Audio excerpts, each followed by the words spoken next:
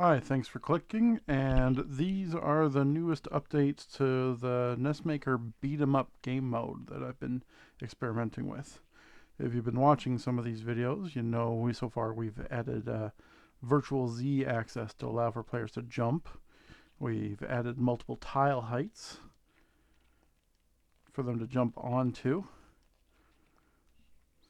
And we've made a new method of hiding behind tiles using sprite blocking, so you can go behind those raised platforms.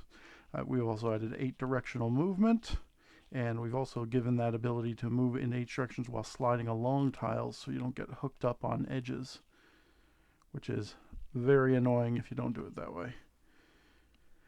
Now these new features you might have seen, we've got a jumping animation.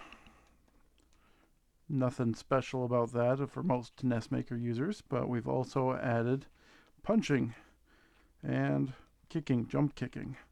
Now, if you're familiar with the standard beat 'em up module, what it did before is it used an object to create a fist. So you'd have multiple objects representing the player, which can slow things down if there's too many objects on the same time. It causes a lot of slowdowns. So what we're doing instead here is we're using the draw sprite command, and we're basically tracking the player position and adding extra sprites for the limbs that stick out, like the foot and the hand. What this does is it allows the player to jump and move while hitting, and the fist follows along and tracks, and the leg tracks with the player. So looks like it's attached a little better. The player object is still 2 sprites wide. So by using the draw sprite, it's actually just adding an extra sprite to the sides without increasing the player object size at all. Right now, it's just for looks. In the future, we'll be adding a special hit detection system where what it'll do, it'll be separate from the object collision detection. It'll use a little more efficient system, like a single point for detection, and it's going to allow for tricks like directional hits that have their own momentum and different effects, like a knockdown hit versus just an impact hit, that sort of thing. That's still in the works right now, so it's all just visual for now.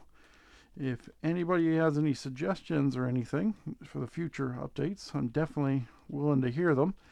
The other thing that you might notice is that I still have 8 directional movement, but when we stop moving, you're always punching left or right, or facing left or right, instead of punching all 8 directions.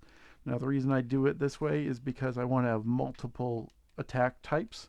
And for every attack type, if we have to do it in 8 directions, that means I have to add 8 animations for every type of attack, which can really bog down and fill up some banks. So what we're going to do, we're going to stick to the left and right style, which seems to be pretty much the standard with any beat 'em ups.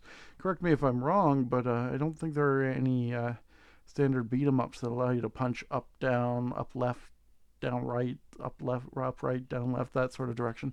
We could do that, but you would really fill up your graphics with all these different animations pretty quick. So I've opted to go with the standard left-right. Questions, comments, anything? Feel free. You know what to do.